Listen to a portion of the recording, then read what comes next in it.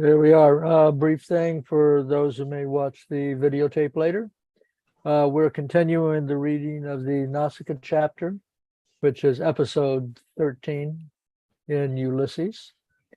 And you can find out where we start the reading if you go to James Joyce Readers. I have a key sentence in there and a link to the Gutenberg version. All right. That all being said, everybody can hear me okay? Is my microphone clear? Okay. So there she is with them down for the fireworks. My fireworks up like a rocket, down like a stick. And the children, twins. They must be waiting for something to happen, want to be grown-ups, dressing in mother's clothes. Time enough. Understand all the ways of the world. And the dark one with the mop head and the nigger mouth, I knew she could whistle. Mouth made for that, like Molly. Why, that high-class whore in Jamets wore her veil only to her nose. Would you mind, please, telling me the right time? I'll tell you the right time up a dark lane.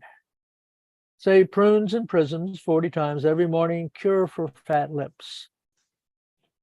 Caressing the little boys too. Onlookers see most of the game. Of course, they understand birds, animals, babies in their line. Next, please. Didn't look back when she was going down the strand. Wouldn't give that satisfaction. Those girls, those lovely seaside girls. Fine eyes she had, clear. It's the white of the eye brings that out, not so much the pupil. Did she know what eye? Of course. Like a cat sitting beyond a dog's jump. Women never meet one like that Wilkins in the high school, drawing a picture of Venus with all his belongings on show. Call that innocent? Poor idiot. His wife has her work cut out for her. Never see them sit on a bench marked wet paint, eyes all over them. Look under the bed for what's not there. Longing to get the fright of their lives. Sharp as needles they are. When I said to Molly, the man at the corner of Cuff Street was good looking, what she might like, twigged at once. He had a false arm. Had to. Where'd he get that? Typist up Roger Green's stairs, 2 at a time, to show her understandings.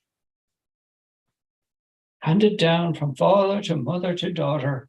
I mean, bred in the bone. Millie, for example, drying her handkerchief on the mirror to save the ironing.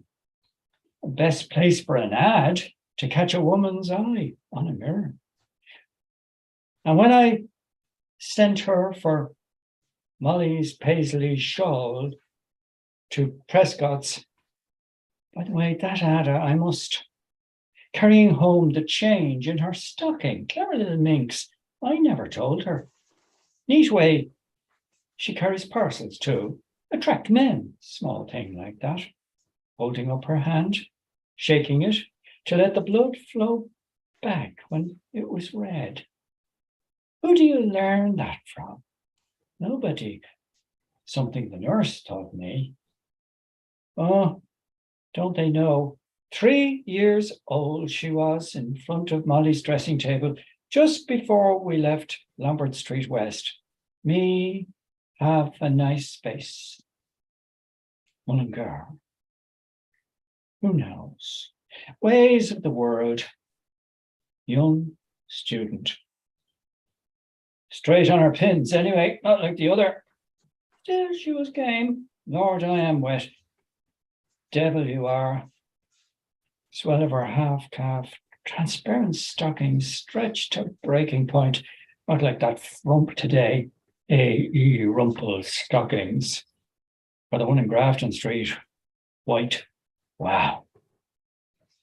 beef to the heels. And Okay. A monkey puzzle, rocket bursts, spluttering and darting crackles. Shran, shran, shran, shran. And Sissy and Tommy ran out to see, and Edie after with the pushchair, and then Gertie beyond the curve of the rock. Will she? Watch, see. Looked around, she smelt an onion. Darling, I saw you, Lord. Did me good all the same. Off colour after Kiernan's and Dignam's. For this relief, much thanks. In Hamlet, that is, Lord, it was all things combined. Excitement. When she leaned back, felt an ache at the butt of my tongue. Your head is simply swirls. He's right. Might have made a worse fool of myself, however, instead of talking about nothing. Then I will tell you all.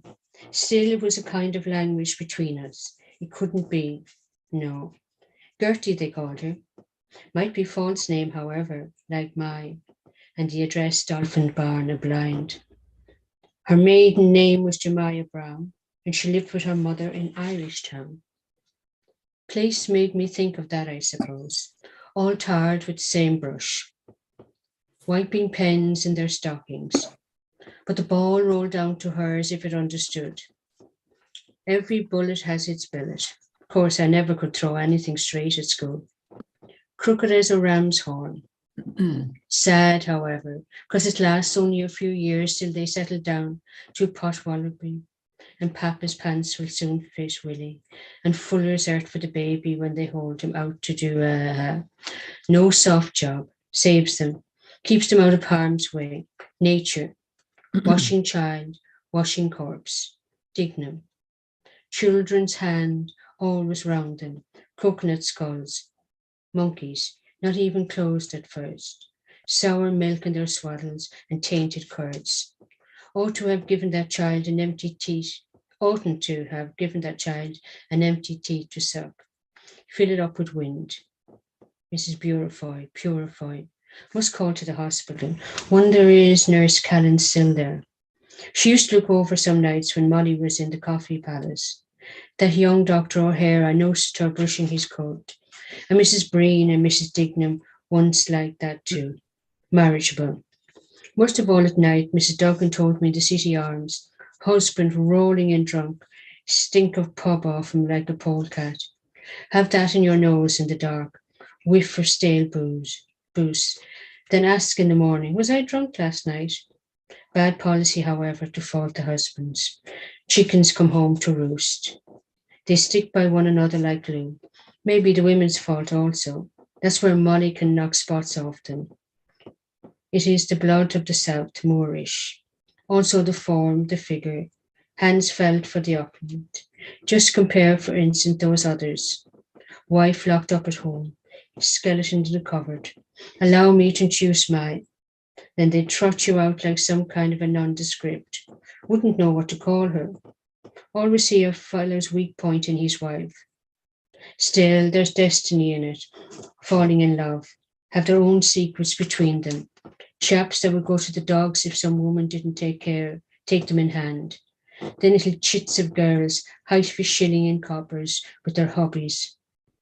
As God made them, he marched them. Sometimes children turn out well enough. Twice naught makes one. Our old rich chap of 70 and blushing bride. Marry in May and repent in December. This wet is very unpleasant. Stir up. Well, the foreskin isn't back yet. Better detach. Oh. Next, please. Other hand, a 6-footer with a wifey up to his watch pocket. Long and short of it, big he and little she. Very strange about my watch. Wristwatcher always going wrong. Wonder, is there any magnetic influence between the person? Because that was about the time he, yes, I suppose at once. Cats away, the mice will play. I remember looking in Pill Lane. That now is magnetism. Back of everything, magnetism. Earth, for instance, pulling this and being pulled, that causes movement and time. Well, that's the time the movement takes. Then if one thing stopped, the whole gazebo would stop bit by bit because it's all arranged. Magnetic needle tells you what's going on in the sun and the stars. Little piece of steel iron. When you hold out the fork, come, tip. Woman and man that is, fork and steel. Molly, he. Dress up and look and suggest and let you see and see more and defy you if you're a man to see that and like a sneeze coming, legs, look, and if you have any guts in you, tip, have to let fly. Next, please. Wonder how is she feeling in that region? Shame all put on before a third person. More put out about a hole in her stocking. Molly, her underjaw stuck out, head back, about the farmer in the writing booth, on spurs at the horse show. But when the painters were in Lumber Street West, fine voice that fellow had. How Giuglini began, smell that I did like flowers. It was too, violets, came from the turpentine probably in the paint. Make their own use of everything. Same time doing it, scraped her slipper on the floor so they couldn't hear. But lots of them can't kick the beam, I think. Keep that thing up for hours. Kind of a general all round over me and half down my back. Wait. Yes, that's her perfume. Why she waved her hand. I leave you this to think of me when I'm far away on the pillow. What is it? Heliotrope? No. Hyacinth? Roses, I think. She'd like scent of that kind, sweet and cheap, soon sour. Why Molly likes Aponavax. Suits her with a little jessamine mixed, her high notes and her low notes. At the dance night, she met him, dance of the hours. Heat brought it out. She was wearing her black and it had the perfume of the time before. Good conductor, is it? Or bad? Light too. Suppose there's some connection. For instance, if you go into a cellar where it's dark, mysterious thing too. Why did I smell it only now? Took its time in coming like herself, slow but sure. Suppose it's ever so many millions of tiny grains blown across. Yes, it is. Because those Spice Islands, Singhalese this morning, smell them leagues off. Tell you what it is. It's like a fine veil or web they have all over the skin. Fine, like what do you call it? Gossamer. And they're always spinning it out of them, fine as anything, rainbow colors without knowing it. Clings to everything she takes off. Vamp of her stockings, warm shoe, stays, drawers, little kick, taking them off. Bye-bye till next time. Also, the cat likes to sniff in her shift on the bed. Know her smell in 1,000. Bath water too. Reminds me of strawberries and cream. Wonder where it is really. There, or the armpits, or under the neck, because you get it out of all holes and corners. Hyacinth perfume made of oil, or ether, or something. Muskrat. Bag under their tails, one grain, pour off odor for years. Dogs at each other behind. Good evening. Evening. Who do you sniff? Very well, thank you. Annibals go by that. Yes, now look at it that way. We're the same. Some women, for instance, warn you off when they have their period. Come near. Then get a hogo you could hang your hat on. Like what? Potted herrings gone stale, or oof, please keep off the grass. Next, please. Perhaps they get a man smell off us. What though? Cigar gloves Long John had on his desk the other day. Breath? What you eat and drink gives that. No, man smell, I mean. Must be connected with that because priests that are supposed to be are different. Women buzz round it like flies, round treacle. Railed off the altar, Get onto it at any cost. The tree of forbidden priest. Oh, Father, will you? Let me be the first to. That diffuses itself all through the body, permeates, source of life. And it's extremely curious to smell. Celery sauce. Let me. Mr. Bloom inserted his nose into the opening of his waistcoat. Almonds, or no, lemons it is. Ah, no, that's the soap. Oh, by the by, that lotion. I knew there was something on my mind. Never went back, and the soap not paid. Disliked carrying bottles like that hag this morning. Hines might have paid me that 3 shillings. I could mention Liggers just to remind him. Still, if he works that paragraph 2 and 9, bad opinion of me he'll have. Call tomorrow. How much do I owe you? 3 and 9? 2 and 9, sir? Ah, might stop him giving credit another time. Lose your customers that way. Pubs do. Fellows run up a bill on the slate and then slinking around the back streets into somewhere else. Here's this nobleman passed before, blown in from the bay. Just went as far as turn back. Always at home at dinner time. Looks mangled out, had a good tuck in. Enjoying nature now. Grace after meals. After supper walk a mile. Sure he has a small bank balance somewhere. Government sit. Walk after him now. Make him awkward like those newsboys me today. Still, you'll learn something. See ourselves as others see us.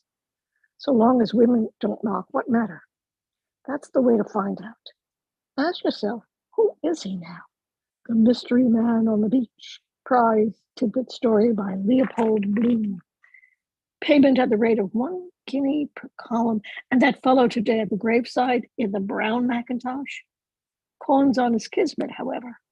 Healthy, perhaps absorb all the whistle brings rain, they say.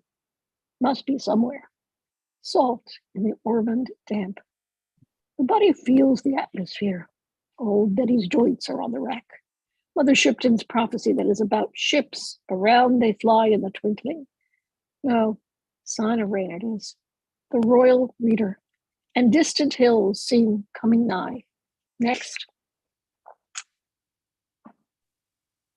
Clothes, daily light, 2, 4, 6, 8, 9. See? Has to change or they might think it's a house. Wreckers. Grace darling, people afraid of the dark. Also glowworms, cyclists. Lighting up time. Jewels, diamonds flash better. Light is a kind of reassuring. Not going to hurt you. Better now, of course, than long ago. Country roads run you through the small guts for nothing. Still, 2 types there are you bob against, scowl or smile. Pardon? Not at all. Best time to spray plants too in the shade after the sun. Some light still. Red rays are longest. Roy the Vance taught us red, orange, yellow, green, blue, indigo, violet. A star I see. Venus? Can't tell yet.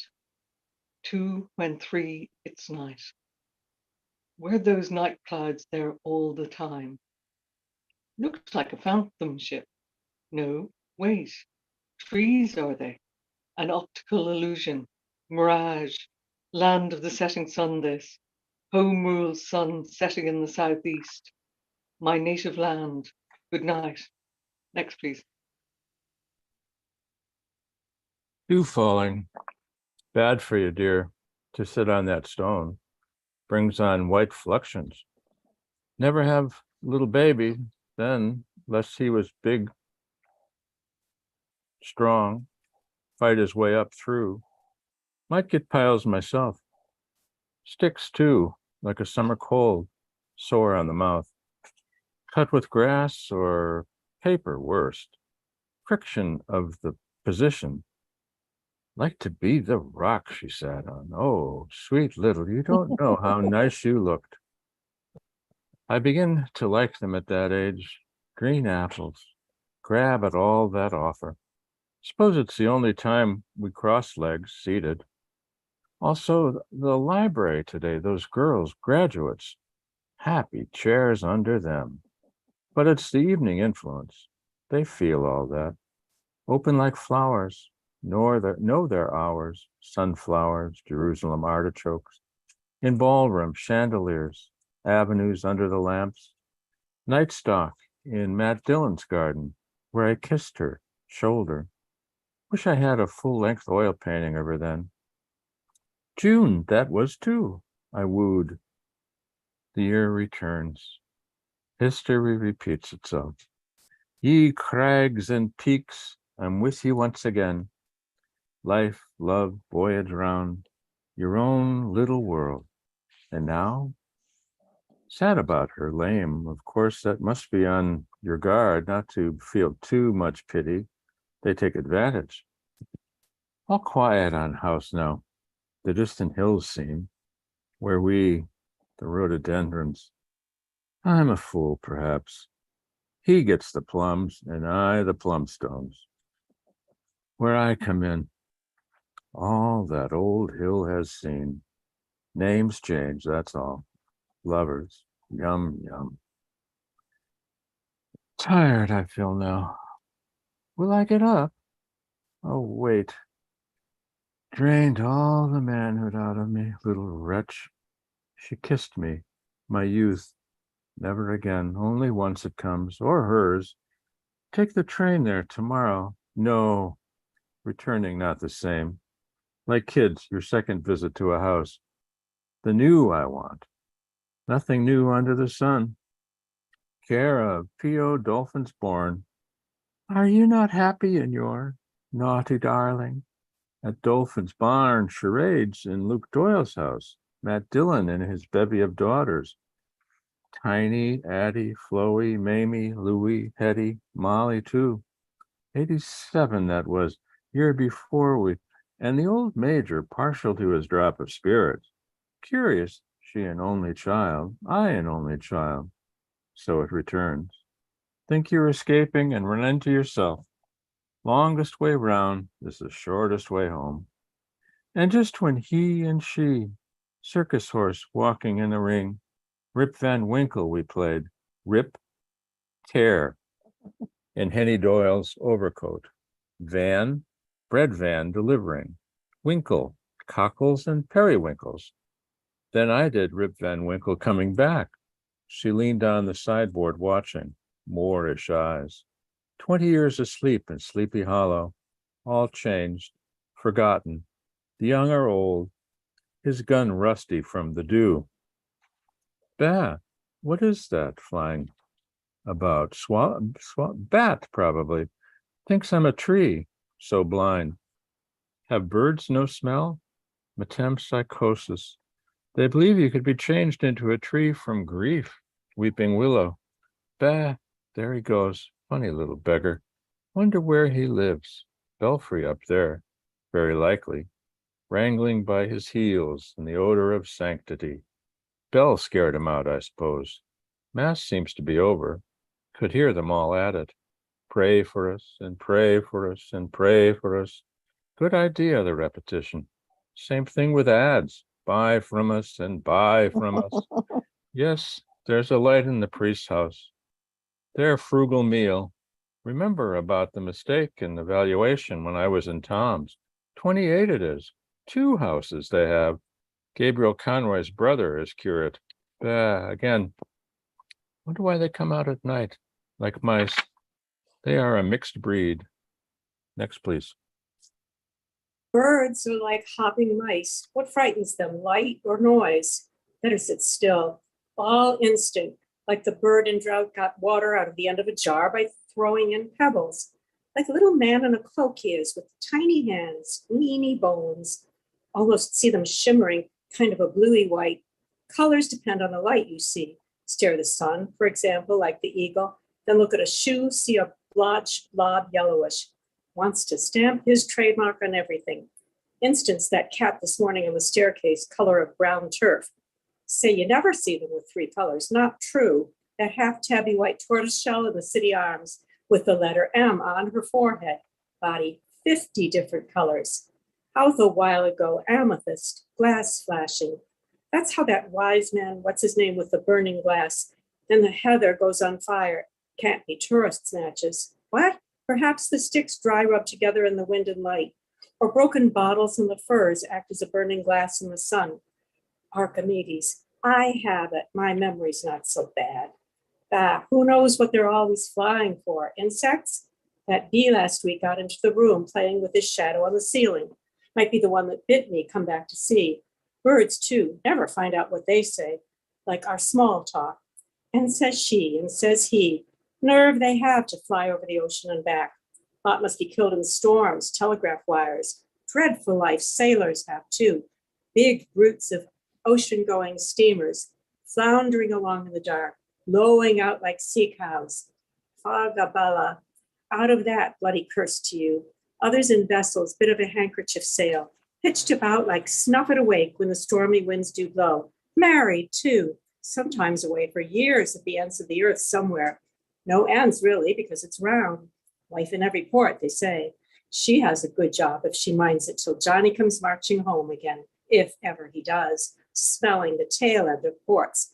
How can they like the sea? Yet they do. The anchor's weighed. Off he sails with a scapular or a medal on him for luck. Well, and the tefillin, too. What's this they call it? Poor Papa's father had on his door to touch, that brought us out of the land of Egypt and into the house of bondage. Something in all those superstitions, because when you go out, you never know what dangers. Hanging onto a plank or astride of a beam for grim life, life felt round him, gulping salt water. And that's the last of his nibs till the sharks catch hold of him. Do fish ever get seasick? Next, please. Then you have a beautiful calm without a cloud, smooth sea, placid crew, and cargo in smithereens. Davy Jones' locker. Moon looking down. Not my fault, O cockalorum. A lost long candle wandered up the sky from nearest bazaar in search of funds for Mercer's hospital and broke, drooping, and a shed of cluster of violet, but one white stars. They floated, fell, they faded. The shepherd's hour, the hour of holding, hour of tryst, from house to house, giving his ever-welcome double knock, went the 9 o'clock postman, the glowworm's lamp at his belt gleaming here and there through the laurel hedges. And among the 5 young trees, a hoisted lintstock lit the lamp at Leahy's terrace. By screens of lighted windows, by equal gardens, a shrill voice went crying, wailing, "Evening Telegraph, stop press edition, result of the Gold Cup race." And from the door of Digman's house, a boy ran out and called. Twittering, the bat flew here, flew there. Far out over the sands, the coming surf crept, gray. Health settled for slumber, tired of long days. Of young rhododendrons, he was old, and felt gladly the night breeze lift, ruffle his fell of ferns. He lay but opened a red eye unsleeping, deep and slowly breathing, slumberous but awake. And far on Kish Bank the anchored light ship twinkled, winked at Mr. Bloom. Life those chaps out there must have, stuck in the same spot.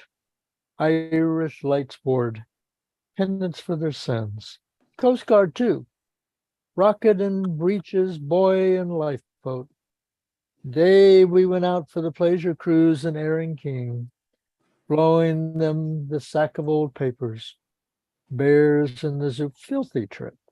Drunkards out there shake up their livers, puking overboard to feed the herrings. Nausea. And the women, fear of God in their faces. Millie, no sign of funk. Her blue scarf loose, laughing. Don't know what death is at that age. And then their stomachs cleaned. But being lost, they fear. When we hid behind the tree at Crumlin, I don't want to, Mama. Mama. Babes in the wood, frightening them with masks too, throwing them up in the air to catch them. I'll murder you. Is it only half fun? Or children playing battle? Oh, Ernest, how can people aim guns at each other? Sometimes they go off. Poor kids. Only troubles, wildfire, and nettle rash. Calamine purge, I got her for that. After getting better asleep with Molly. Very same teeth she has. What do they love? Another themselves? But the morning she chased her with the umbrella, perhaps so as not to hurt, I felt her pulse ticking. Little hand it was, now big. Dearest Papley, all that hand says when you touch. Love to count my waistcoat buttons. Her first days I remember. Made me laugh to see. Little paps to begin with. Left one is more sensitive, I think. Mine too, near the heart. Patting themselves out, if that isn't fashion. Her growing pains at night, calling, waking me, frightened she was when her nature came on her. Poor child. Next, please. Strange moment for the mother, too. Brings back her girlhood. Gibraltar. Looking from Buena Vista, O'Hara's tower. The seabirds screaming. Old Barbary ape that gobbled all his family. Sundown. Gunfire for the men to cross the lines. Looking out over the sea, she told me. Evening like this, but clear, no clouds. I always thought I'd marry a lord or a gentleman with a private yacht. But it's not just, senorita. El hombre ama la muchacha hermosa. Why me?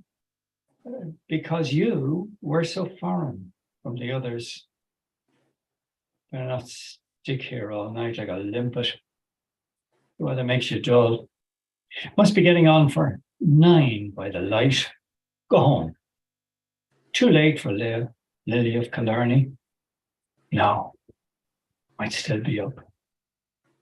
Call to the hospital to see. Hope she's over. Long day I've had. Marathon, bath, funeral, House of Keys, museum with those goddesses, Daedalus' song. And that baller in Barney Kiernan's got my own back there. Drunken ranters. What I said about his God made him wince. Mistake to hit back. Or no.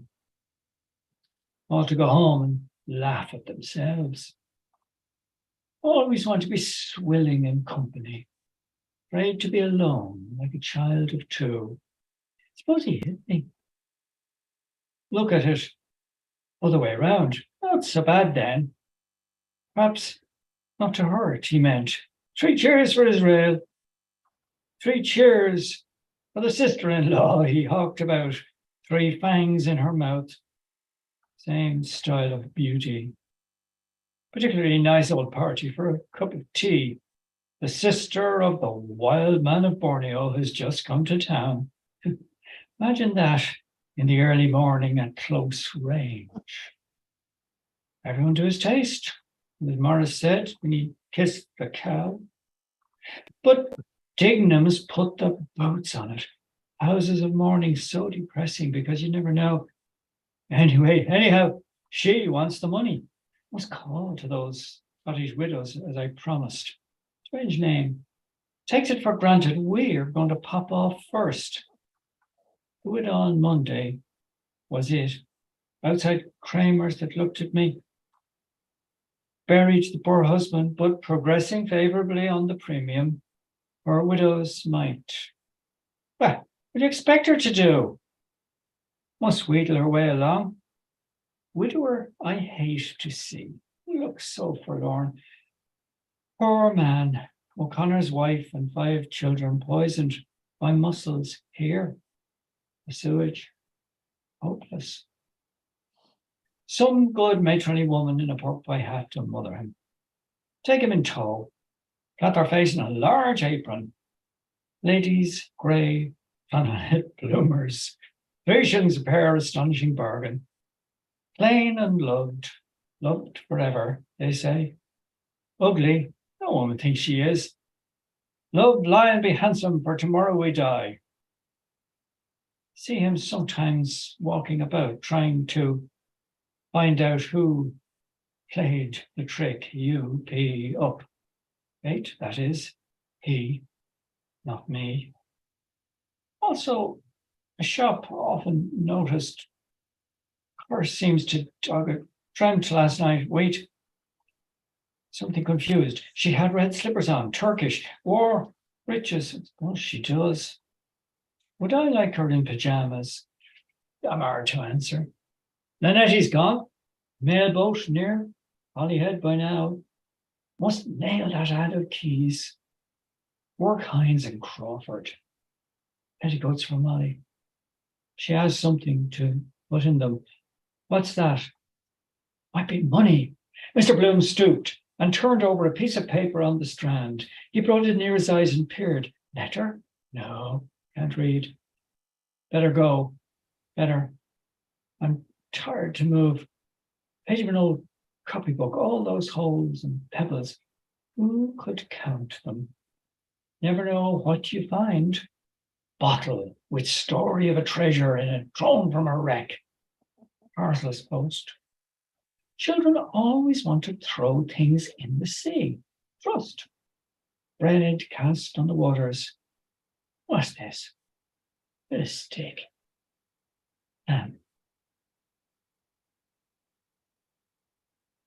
Sorry. Thank you. Bit of sick. Oh, exhausted that female has me. Not so young now. Will she come here tomorrow? Wait for her somewhere forever. Must come back. Murderers do. Will I? Mr. Bloom, his stick gently vexed the thick sand at his foot. Write a message for her. Might remain. What? I. Some flat-foot tramp on it in the morning. Useless, washed away. Tide comes here. A pool near her foot. Bend, see my face there, dark mirror. Breathe on it, stirs. All these rocks with lines and scars and letters. Oh, those transparent. Besides, they don't know. What is the meaning of that other word? I called you nosy boy, because I do not like. Am? Ah, no room. Let it go. Mr. Bloom effaced the letters with his slow boot. Hopeless thing sand. Nothing grows in it. All fades. No fear of big vessels coming up here, except Guinness's barges, round the Kish in 80 days, done half by design. He flung his wooden pen away. The stick fell in silted sand and stuck. Now, if you were trying to do that for a week on end, you couldn't. Chance. We'll never meet again, but it was lovely. Goodbye, dear. Thank you. Thanks. Made me feel so young. Short snooze now if I had. Must be near 9. Liverpool boat long gone. Not even the smoke. And she can do the other. Did too. And Belfast. I won't go. Race there, race back to Ennis. Let him. Just close my eyes a moment. Won't sleep though. Half dream. Never comes the same. Bad again. No harm in him. Just a few. Oh, sweetie, all your little girl right up I saw, dirty brace girdle, made me do love sticky with too naughty. Grace, darling. She, him, half past the bed, made him buy courses, frillies for Royal, to perfume your wife. Black hair heave under ebon, senorita, young lies, mulvey plump ears, dreams return, tail end. Agatha, swoony, lovely showed me. Her next year in drawers, return next in her next, her next. A bat flew here, there, here. Far in the grey a bell chimed. Mr. Bloom with opened mouth. His left boot sanded sideways, leaned, breathed just for a view.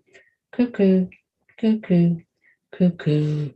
The clock on the mantelpiece in the priest's house cooed, where Canon O'Hanlon and Father Conroy and the Reverend John Hughes, S.J., were taking tea and soda bread and butter and fried mutton chops with ketchup and talking about cuckoo, cuckoo, cuckoo, because it was a little canary bird that came out of its little house to tell the time that Gertie McDowell noticed the time she was there, because she was as quick as anything about a thing like that, was Gertie McDowell. And she noticed at once that that foreign gentleman that was sitting on the rocks looking was cuckoo, cuckoo, cuckoo. Oh. Great, great. Katrina, let's just wait just a moment. Just a tiny little separation here with silence for a minute, and then we'll begin. Okay, I'll wave my hand when the Okay. silence part's over. Okay, Okay. just take a breath, and because the mood's going to change. Mhm. Okay, Good. carry on. Right. So, Deshiel Hollis Amos. Deshiel Hollis Amos. Deshiel Hollis Amos. Let us, bright one, light one, horn, quickening and womb fruit. Send us, bright one, light one, horn, quickening and womb fruit. Send us, bright one, light one, horn, quickening and womb fruit. Hoopsa, boy, hoopsa, hoopsa, boy, hoopsa, hoopsa, boy, hoopsa. Universally, that person's acumen is esteemed very little perceptive concerning whatsoever matters are being held as most profitable by mortals with sapience endowed to be studied, who is ignorant of that which the most in doctrine erudite, and certainly by reason of that in them high minds ornament deserving of veneration, constantly maintained when, by general consent, they affirm that, other circumstances being equal, by no exterior splendor is the prosperity of a nation more efficaciously asserted than by the measure of how forward may have progressed the tribute of its solicitude for that proliferant continuance which of evils are original, if it be absent, when fortunately present, constitutes for certain sign of an omnipotent nature's uncorrupted benefaction. For who is there who anything of some significance has apprehended, but is conscious that exterior splendor may be the surface of a downward trending lutulant reality, or on the contrary, anyone so is there unilluminated as not to perceive that as no nature's boon can contend against the bounty of increase, so it behooves every most just citizen to become the exhortator and admonisher of his semblabs, and to tremble lest what had in the past been by the nation excellently commenced might be in future not with similar excellence accomplished, if an inverecund habit shall have gradually traduced the honorable by ancestors transmitted customs to that thither a profundity that one was audacious excessively, who would have had the hardihood to rise affirming that no more odious offense can for anyone be than to oblivious neglect to consign the evangel simultaneously command and promise which on all mortals with prophecy of abundance or with diminution's menace that exalted of reiteratedly procreating function ever irrevocably enjoined. Next, please. It is not why, therefore, we should wonder if, as the best historians relate, among the Celts, who nothing that was not in its nature admirable admired, the art of medicine should have been highly honoured, not to speak of hostels, leper yards, sweating chambers, plague graves. Their greater doctors, the O'Shiels, the O'Hickeys, the O'Lees, have sedulously set down the divers methods by which the sick and the relapsed found again health, whether the malady had been the trembling, withering, or loose boyconnell flux. Certainly in every public work, which in it everything of gravity contains preparation should be, with the importance commensurate, and therefore a plan was by them adopted, whether by having preconsidered or as the maturation of experience, it is difficult in being said, which the discrepant opinions of subsequent inquirers are not up to the present congruent to render manifest, whereby maternity was so far from all accident, possibly removed, that whatever care the patient in that all hardest of women are chiefly required, and not solely for the copiously opulent, but also for who, not being sufficiently moneyed, scarcely and often not even scarcely could subsist valiantly, and for an inconsiderable emolument was provided. For her nothing already then, and thenceforward was any way able to be molestful, for this chiefly felt all citizens, except with proliferant mothers' prosperity at all not to can be, and as they had received eternity, God's mortals generation, to befit them her beholding, when the case was so having itself, parturient in vehicle, their word carrying desire immense among all one another was impelling on of her to be received into that domicile. O thing of prudent nation, not merely in being seen, but also even in being related, worthy of being praised, that they her by anticipation went seeing mother, that she by them suddenly to be about to be cherished had been begun, she felt. Next. Before born babe bliss had, within womb one he worship, whatever in that one case done, commodiously done was. A couch by midwives attended, with wholesome food respectful, cleanest swaddles, as though forth bringing were now done, and by wise foresight set. But to this no less of what drugs there is need, and surgical implements which are pertaining to her case, not omitting aspect of all very distracting spectacles in various latitudes by our terrestrial orb, offered together with images, divine and human, the cogitation of which by sejunt females is to tumescence conducive, or eases issue in the high, sun-bright, well-built, fair home of mothers, when, ostensibly far gone and reproductive, it is come by her thereto lie in, her term up. Some man that wayfaring was, stood by house door at night's oncoming. Of Israel's folk was that man, that on earth wandering far had fared. Stark ruth of man, his errand that him lone led till that house. Of that house, Ahorn is Lord.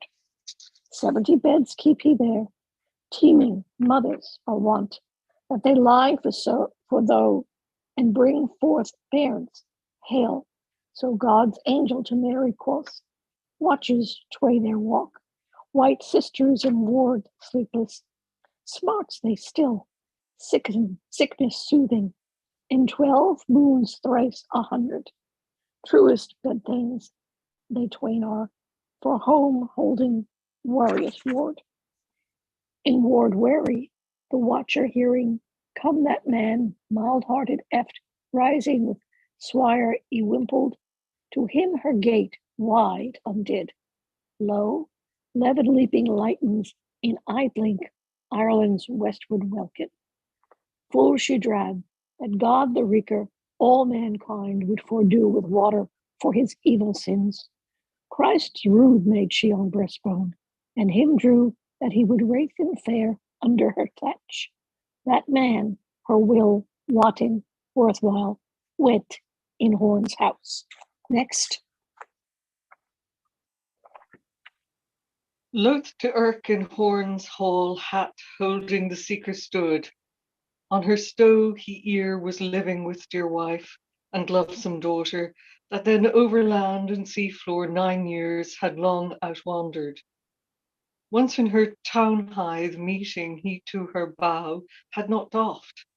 Her to forgive now he craved with good ground of her allowed, that of him swift seen face, hers, so young then had looked, light swift her eyes kindled, bloom of blushes his word winning. As her eyes then on got his weeds swart, therefore sorrow she feared, glad after she was that ere a dread was. Her he asked if O'Hare doctor tidings sent from far coast, and she with grameful sigh him answered that O'Hare doctor in heaven was. Sad was the man that word to hear, that him so heavied in bowels ruthful. All she there told him, ruing death for friend so young. Algate sore unwilling God's right wiseness do it say. She said that he had a fair sweet death, through God his goodness with mass priest to be shriven, holy housel and sick men's oil to his limbs. The man then right earnest asked the nun of which death the dead man was died, and the nun answered him and said that he was died in Mona Island through belly crab 3 year agone, come Childers Mass, and she prayed to God the all ruthful to have his dear soul in his undeathliness. He heard her sad words, in held hat staring. So stood they both a while in one hope, sorrowing one with another. Next, please. Therefore every man look to that last end that is thy death, and the dust that grippeth on every man that is born of woman. For as he came naked forth from his mother's womb, so naked shall he wend him at the last, for to go as he came. The man that was come into the house then spoke to the nursing woman, and he asked her how it fared with the woman that lay there in childbed. The nursing woman answered him and said that woman was in throes now full 3 days, and that it would be a hard birth, enough to bear, but that now in a little it would be. She said thereto that she had seen many births of women, but never was none so hard as was that woman's birth. Then she set it forth all to him that time was had lived high that house. The man hearkened to her words, for he felt with wonder women's woe and the travail that they have of motherhood. And he wondered to look on her face, that was a young face, for any man to see, but yet was she felt after long years a handmaid, 9-12 blood flows, chiding her childless. And whiles they spake, the door of the castle was opened, and there nighed them a mickle noise as of many that sat there at meat. And there came against the place as they stood a young learning knight yclept Dixon, and the traveller Leopold was couth to him, sithen. It had happened that they had sat to each other with each other in the house of Misericord, where his learning knight lay by cause the traveller Leopold came there to be healed, for he was sore wounded in his breast by a spear, wherewith a horrible and dreadful dragon was smitten him, for which he did do make a salve of volatile salt and chrism, as much as he might suffice. And he said now that he should go into that castle, for to make merry with them that were there. And the traveller Leopold said that he should go otherwhither, for he was a man of caudles and subtle. Also the lady was of his awe, and reproved the learning knight, though she fell that the traveller had said thing that was false for his subtlety.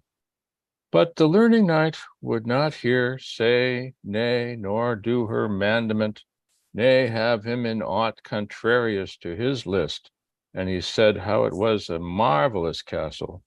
And the traveller Leopold went into the castle for to rest him for a space, being sore of limb after many marches, environing in diverse lands, and sometimes venery. And in the castle was set a board that was of the birchwood of Finlandy, and it was upheld by 4 upward men of that country, but they durst not move more for enchantment. And on this board were frightful swords and knives that are made of a great cavern by swinking demons out of white flames that they fix in the horns of buffaloes and stags, that there abound marvelously. And there were vessels that are wrought by magic of Malhund out of sea sand and the air by a warlock with his breath, that he blares into them like to bubbles. And full fair cheer and rich was on the board, that no wight could devise a fuller, nay richer. And there was a vat of silver that was moved by craft to open, in the which lay strange fishes withouten heads, though misbelieving men nigh that this be possible thing, without they see it, natheless they are so. And these fishes lie in an oily water brought there from Portugal land, because of the fatness that therein is like to the juices of the olive press. And also it was marvel to see in that castle how by magic they make a compost out of fecund wheat kidneys, out of Chaldee, that by aid of certain angry spirits that they do into it swells up wondrously, like to a vast mountain. And they teach the serpents there to entwine themselves up on long sticks out of the ground, and of the scales of these serpents they brew out a brewage like to mead. Next, please. And the learning knight let pour for child Leopold a draught, and helped thereto the while all they that were there drank every each. And child Leopold did up his beaver for to pleasure him, and took up pertly somewhat of amity, for he never drank no manner of mead, which he then put by, and anon full privily he voided the more part in his neighbor glass, and his neighbor nist not of his while. And he sat down in that castle with them for to rest him there a while. Thanked be Almighty God. This meanwhile, this good sister stood by the door and begged them at the reverence of Jesu our alder liege Lord to leave their wassailing, for there was above one quick with child, a gentle dame whose time hied fast. Sir Leopold heard on the upfore cry on high, and he wondered what cry that it was, whether of child or woman. And I marvel, said he, that it be not come or now. Meseems it dureth over long. And he was ware, and saw a franklin that hight Lenehan on that side the table, that was older than any of the t'other, and for that they both were knights virtuous, and the one emprise, and eke by cause that he was elder, he spoke to him full gently. But, said he, or it be long too, she will bring forth by God his bounty, and have joy of her childing, for she hath waited marvelous long. And the franklin that had drunken said, expecting each moment to be her next. Also, he took the cup that stood before him, for him needed, never none asking, nor desiring of him to drink. And now drink, said he, fully delectably. And he quaffed, as far as he might, to their both's health, for he was a passing good man of his lustiness. And Sir Leopold, that was the goodliest guest that ever sat in Scholars' Hall, and that was the meekest man and the kindest that ever laid husbandly hand under hand, and that was the very truest knight of the world, one that ever did minion service to Lady Gentle, pledged him courtly in the cup. Woman's woe with wonder pondering. Now let us speak of that fellowship that was there to the intent to be drunken, and they might. There was a sort of scholars along either side the board, that is to wit, Dixon, Epep Junior of St. Mary Merciables, with other his fellows Lynch and Madden, scholars of medicine, and the franklin that hight Lenehan, and one from Alba Longa, one Crothers, and young Stephen, that had name of a frere that was at head of the board, and Costello, that man club and Punch Costello, all long of a mastery of him ertwhile jested. And all of them reserved young Stephen. He was the most drunken, that demanded still of more mead, and beside the meek Sir Leopold. But on young Malachy they waited, for that he promised to have come, and such as intended to no goodness said how he had broke his avow. And Sir Leopold sat with them for he bore fast friendship to Sir Simon, and to this his son young Stephen, and for that his languor becalmed him there after longest wanderings, insomuch as they feasted him for that time in the honorablest manner. Ruth fed him, love led on with will to wander, loath to leave. Next, please. I believe we will stop here.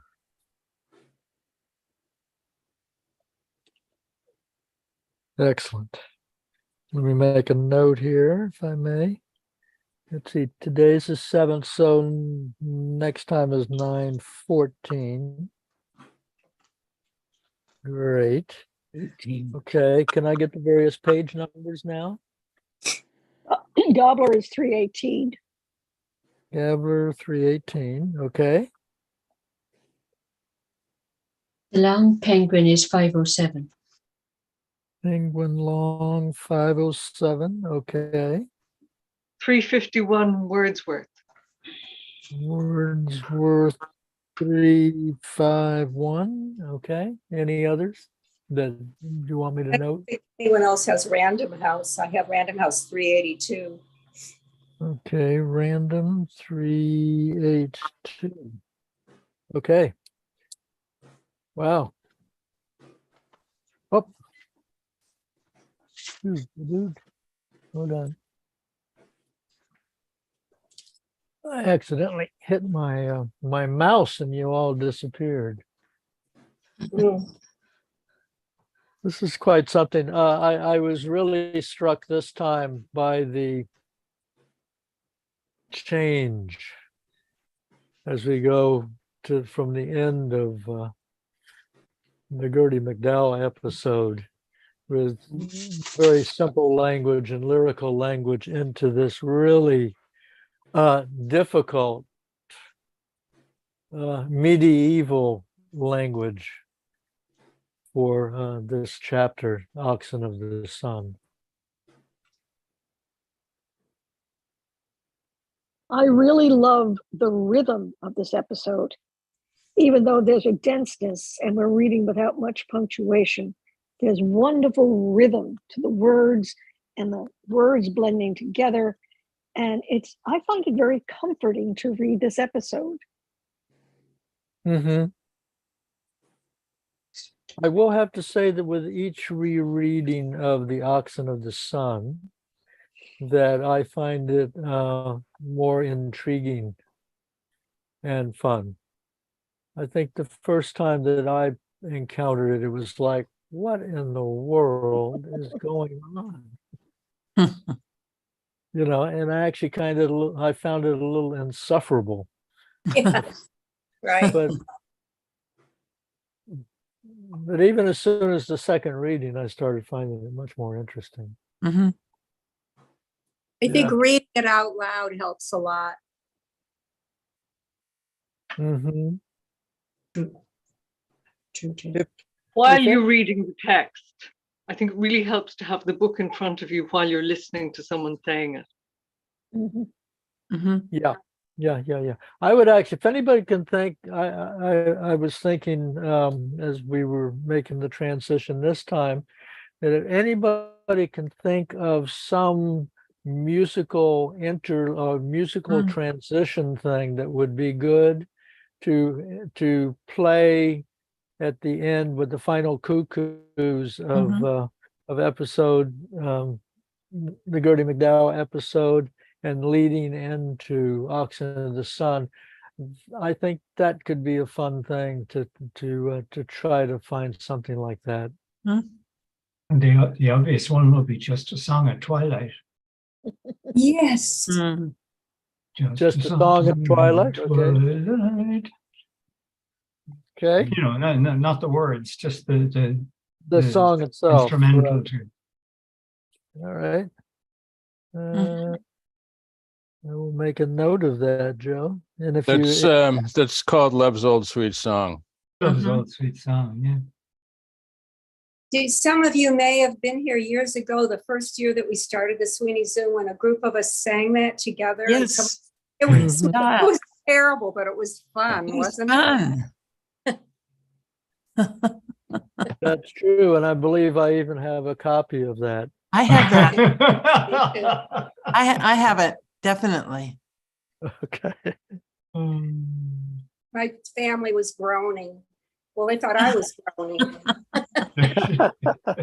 Well, I thought it finally, the final way to do it was everybody recorded it on their own and Right. then Yeah. Owen blended it together somehow.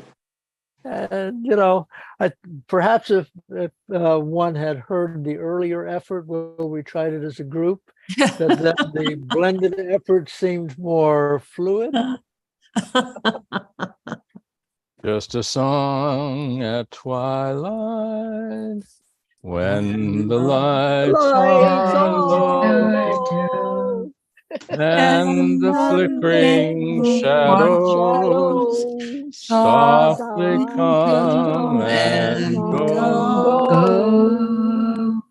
Though the Though day the be May day be weary, weary, sad day sad the and day and long, long, still to still us to at us at twilight twilight comes comes love's old love's old song, song, comes comes love's love's old sweet sweet song. song.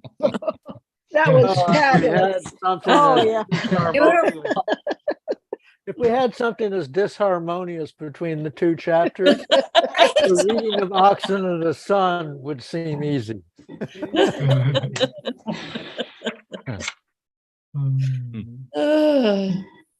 Yeah. Golly, there was some little things that I'll point out is like on 344 in Wadsworth, where he has this little synopsis of the day. Mhm. Better not stick here all night like a limpet. The weather makes you dull. Must be getting home. Must be getting on for night by the light. Go home. Too late for might be up. Call blah blah blah. Long day I've had. Martha, the bath, funeral, and then he basically goes through all these steps through the. So that's fun.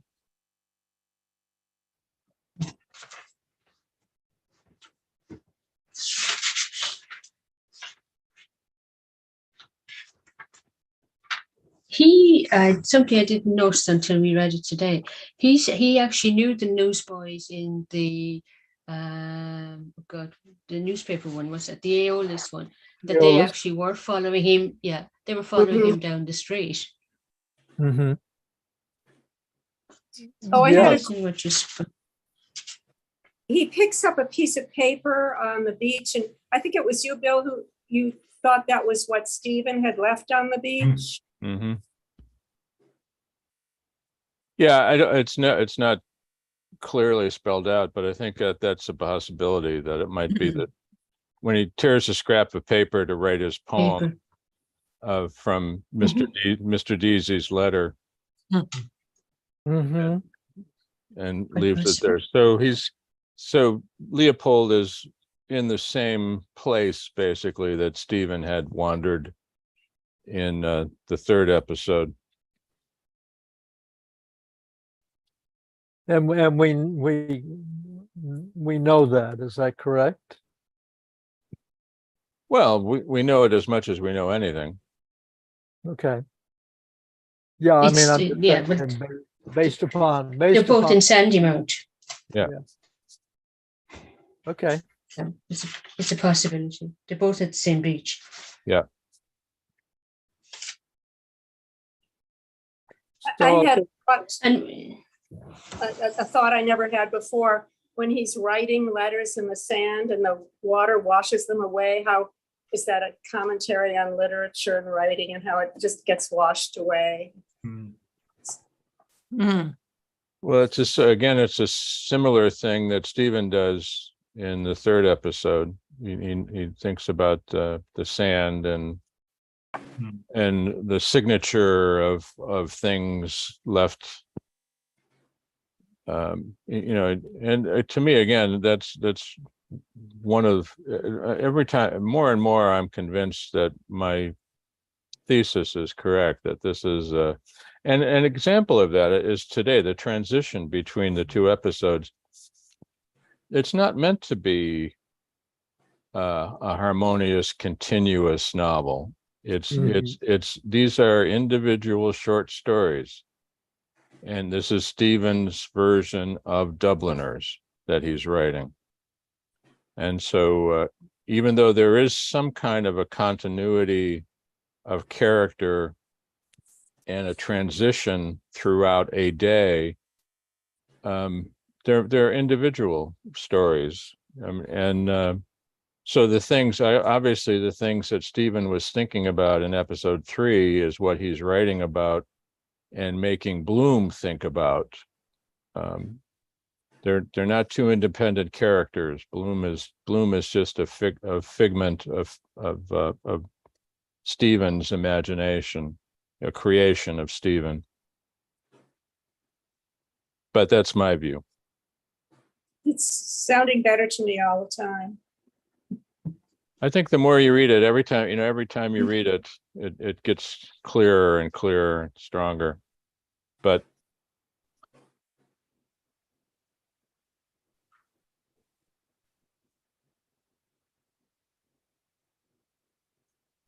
and again, it would be an example of Stephen's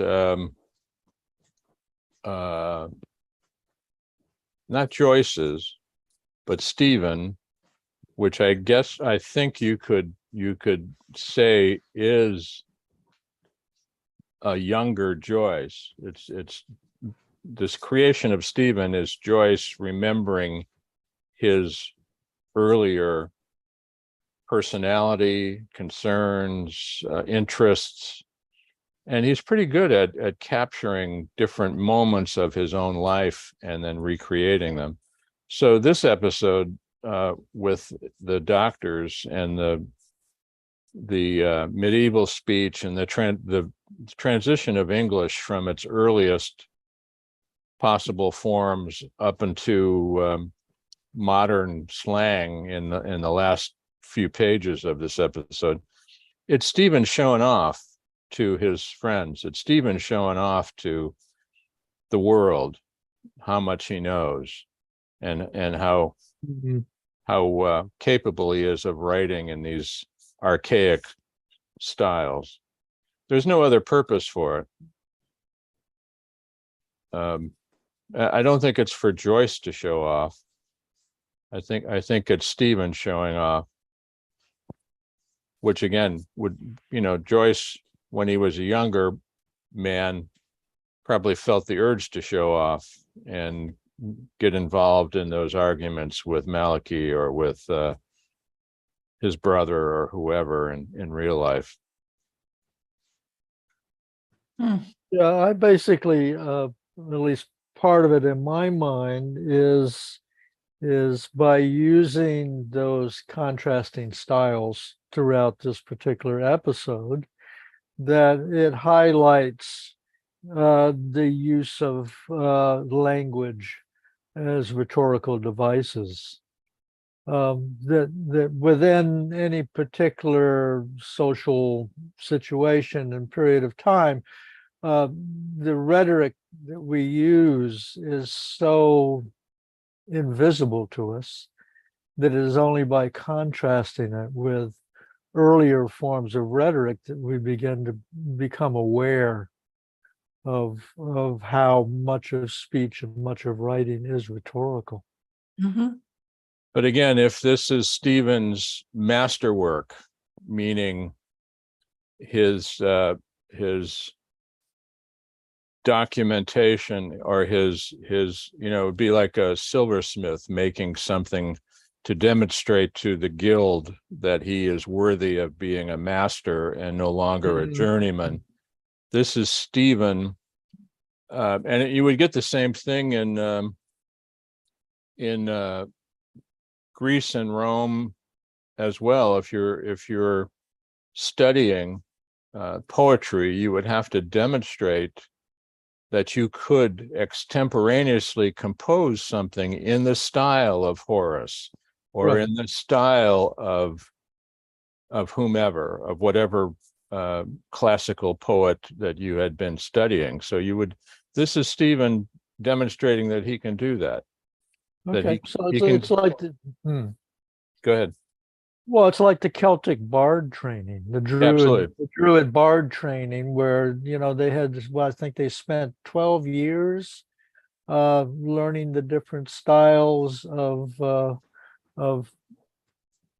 poetry, and then they would have to, kind of go before the PhD committee at the end and demonstrate this ability. I don't think it's like that. I think it is that Stephen is demonstrating that he has reached the level of Olive, Ollave, the Yeah. high, Okay. and we get sort of snippets of that concern or that interest of his in the episode in the library when he's talking about AE and an olive skull, and he's very well, Joyce and Stephen very much aware of that bardic tradition and the requisite levels of learning and understanding of rhetoric and forms of poetry and everything required. And so I think Stephen's demonstrating his mastery of them all.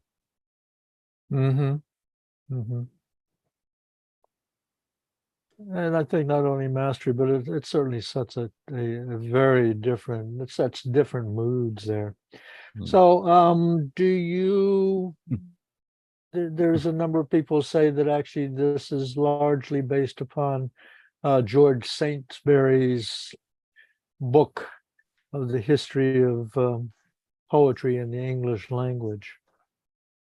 And that Joyce actually had that book in his library and was referring to it throughout writing many of the episodes, and particularly this one. It's very likely true.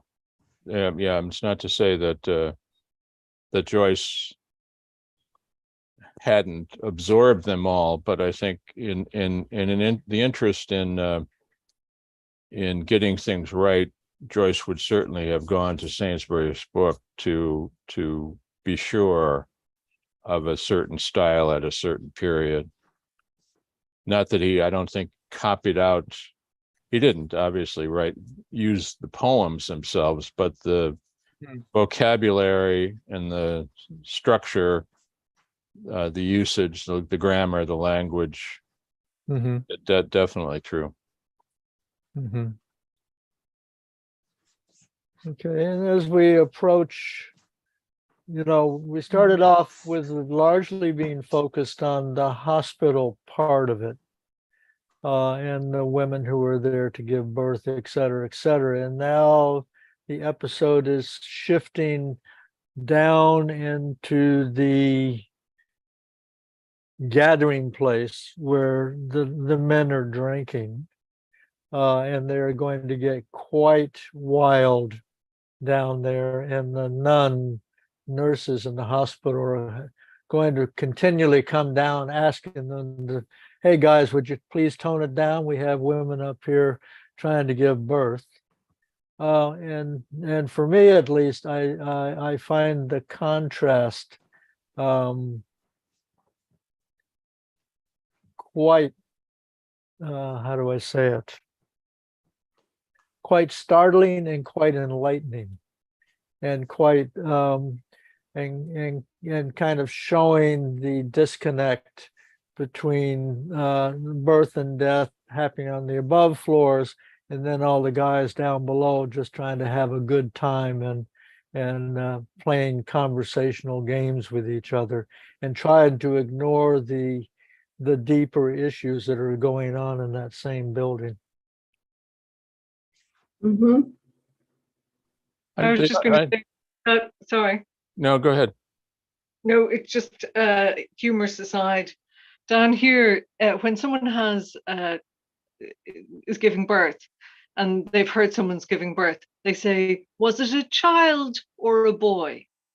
You never said girl. Oh, So child meant girl. Hmm. And so I see, was it a child or woman? He didn't know who was crying, whether of child or woman. No, but it's just, that's just the way it was done, because everybody wanted a boy. Mm-hmm. Was that also the thing that girls cost more money and were not so economically important? Well, they probably down here, well, I think it was an Irish thing, but maybe, they just wanted to be polite, so they wouldn't say girl, they'd say child. Okay. Yeah. Anyway, Bill, you were saying. Oh, I was just, I think there's some other elements to what Duncan was bringing up in terms of the difference between men and women in this situation. Obviously, men have very little experience of childbirth, but have a lot of opinions about it, apparently. These are all young university students for the most part, with the exception of Lenihan and Bloom, who are a bit older than the rest of them. But they have that bravado of youth, that unconcern for death. They're aware of the possibility that they're, as one of them makes a joke about one of the women, or thinking about how she could die. It's like, it's a very flip comment. And I think it's reflective of how that age of manhood might react in this situation. In a kind of, they're there. I mean, they're obviously they're drinking, so the crack is going to be winding up, and they'll be, making jokes about everything, no matter how serious the thing is. And there's nothing much more serious than childbirth, I don't think.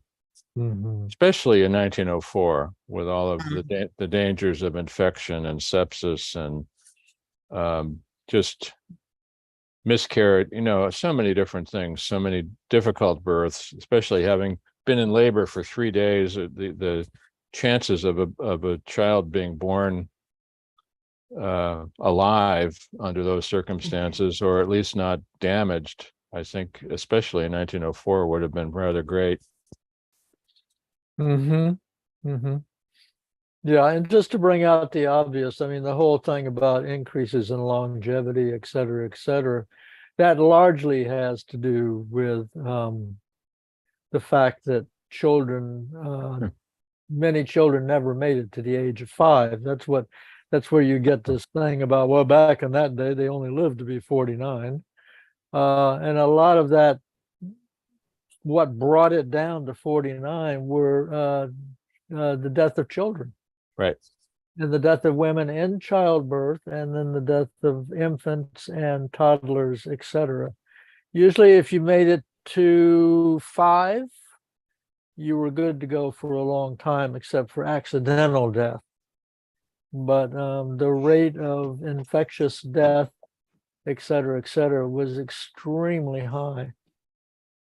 Yeah, you have that in the previous episode where they're describing the baby Boardman, how healthy he is and how advanced he is for his 11 months. And, because it was something that was really important.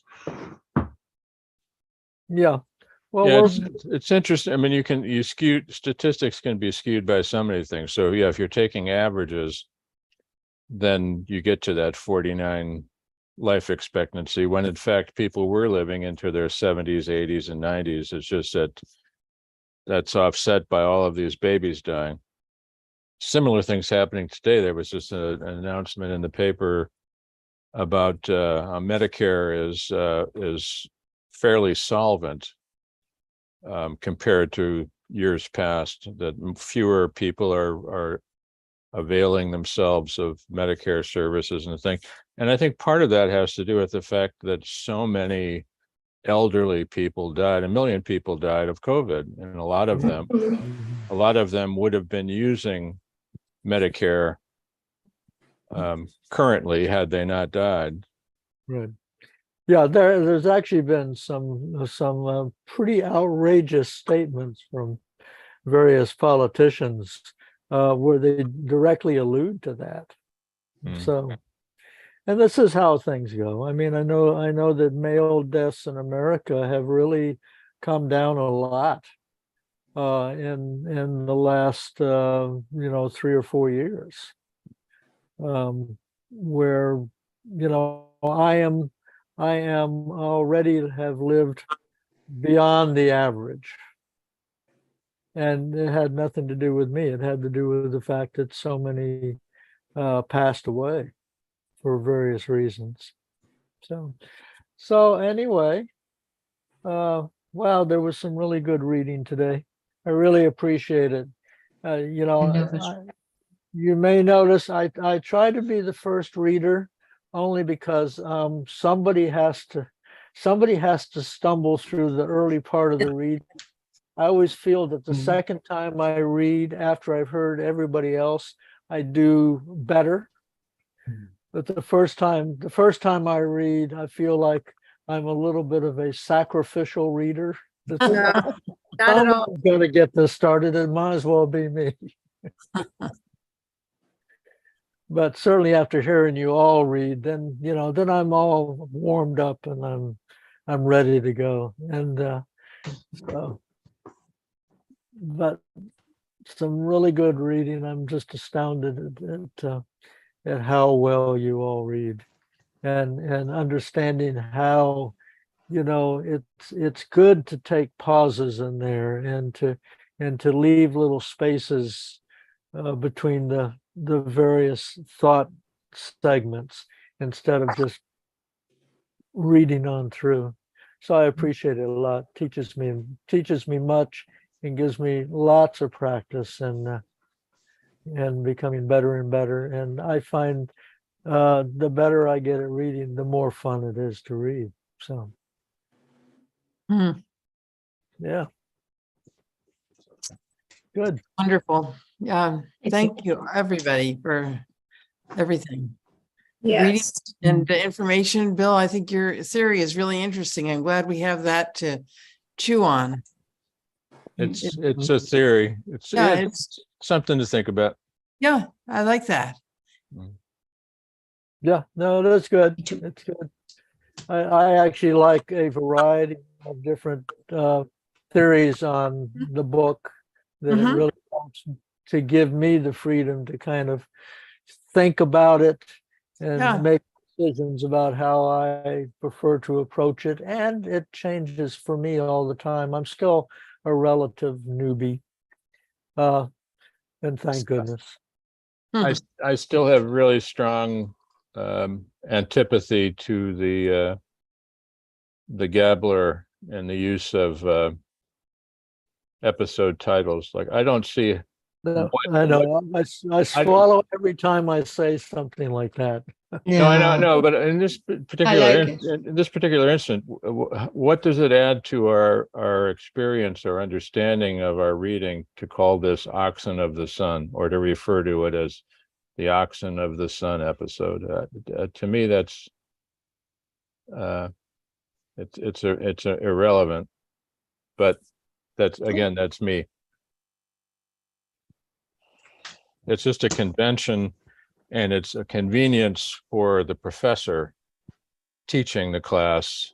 He's got some measure he can grade his students on. If he can get them to memorize all of the episode titles, then he can test them, and and then you've demonstrated that you've understood Ulysses. You passed a course in Ulysses, and then you spend the rest of your life cocktail parties talking about Aeolus or Nausicaa.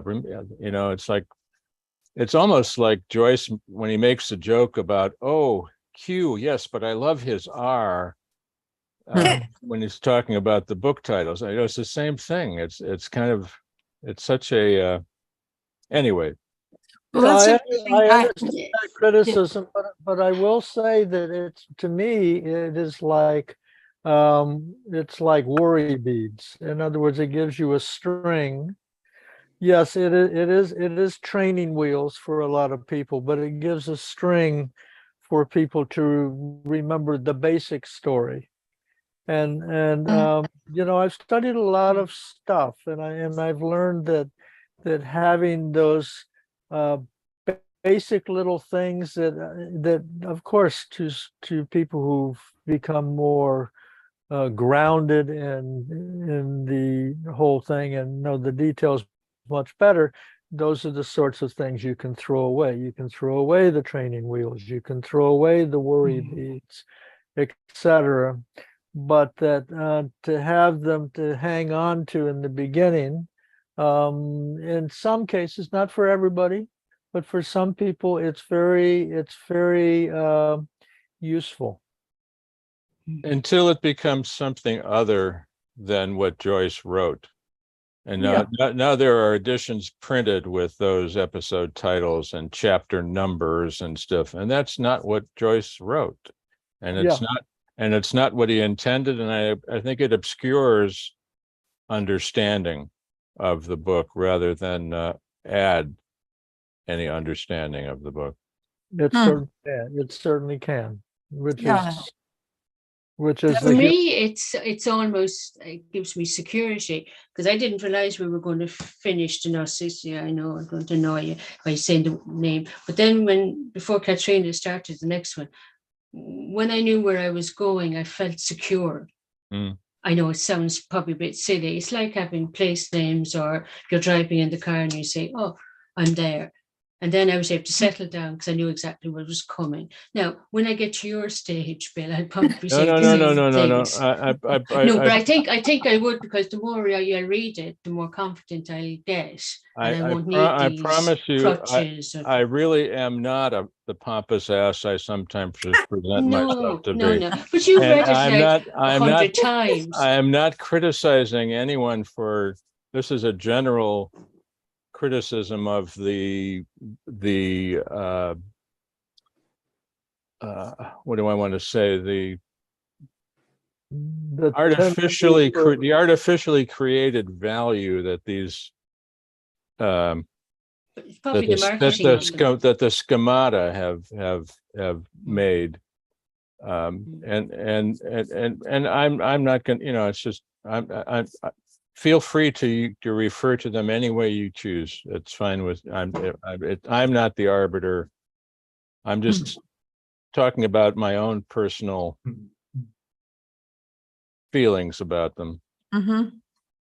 Yeah, well, we actually have the marvelous thing about all of Joyce's works is that he, for all of his genius, loves to show us his defects. Hmm. He loves to show us that I know that I really am good at this writing, et cetera, but I also know that I have made and continue to make mistakes all the time. And that to me is really what makes a lot of Joyce's writing valuable. The fact that he can look at himself and enjoy his foibles and his tripping up and all of that, really makes him human and makes his genius so much more valuable than if he was flawless. Colm Tobin in the London Review of Books has just written a review of the new annotations, and it's written in a way as to correct Joyce's mistakes. And I don't know, I don't think they're going to publish it, but I wrote a letter to the editor, and my point of view is that Joyce did not make mistakes. He demonstrates, as Duncan just pointed out, he demonstrates the errors that a young writer might make. He demonstrates his own foibles and his own shortcomings. as it were. So on the one hand, he's demonstrating what a great writer he is and what a great poet, the master of all of the rhetoric forms and everything. But on the other hand, he also allows his characters to fumble and to mispronounce things and to misremember things and to misquote things. Mm-hmm. And it's not anyone's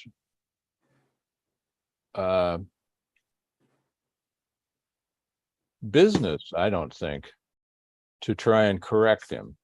And that's one of the other things I have against Gobler.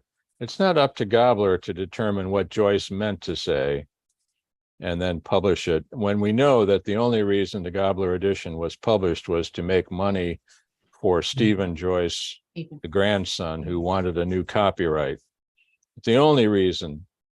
And in order to get the copyright, there had to be changes to the text.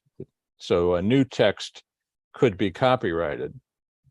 But it's not up to Gobler, it's not up to the annotators to say, well, Joyce really meant this, or this character is based on this person, but this person didn't really live at this place.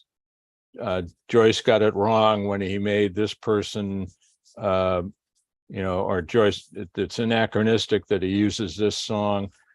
None of that is at all helpful or meaningful. Joyce did not make any mistakes. There's a famous quote, and I'm going to probably not get it right, where in Ulysses, he says, the true man of genius makes no mistakes. They are volitional. Exactly, Jane. I was trying to think I can't remember where he wrote it, but he actually says that. I think it's in the library episode. I think Is it it? is. Oh, yeah. I think so too. Mm-hmm. Yeah. Mm-hmm. Well, one of the great dividing lines in my literary conceptuality has to do with Bakhtin, that's Mikhail, and the Carnivalesque. And the way that I framed that is that Joyce is very much in the Carnivalesque. The Carnivalesque was like Rabelais, for example, where it admits that all humans are flawed and that we should make fun of ourselves. And even when we're making fun of other people, it should be a recognition that we're making fun of ourselves. We are not exceptions. And then the idea is, by the time we get up to the Romantics, that the humor changed from a gentle and humane humor. There's nobody here but us chickens, and we're having as much fun as we can and doing the best we can, to where we are superior intellectuals looking down on all you goofy people, and that humor became nasty in a way of pinning a tail on the donkey, rather than a recognition of the human condition. And to me, Joyce is the greatest practitioner of the earlier tradition of the Carnivalesque. So, and I hope I don't sound too pompous in saying something like that, but that's the way I feel. Okay. Last comments, questions, concerns, anything going on? All right. Well, thank you, good Thank people. Thank you, everybody. Yes. So long. Oh, great fun. See you in 2 weeks. Okay, well, Enjoy. we will gather at the Liffey once again next Thursday.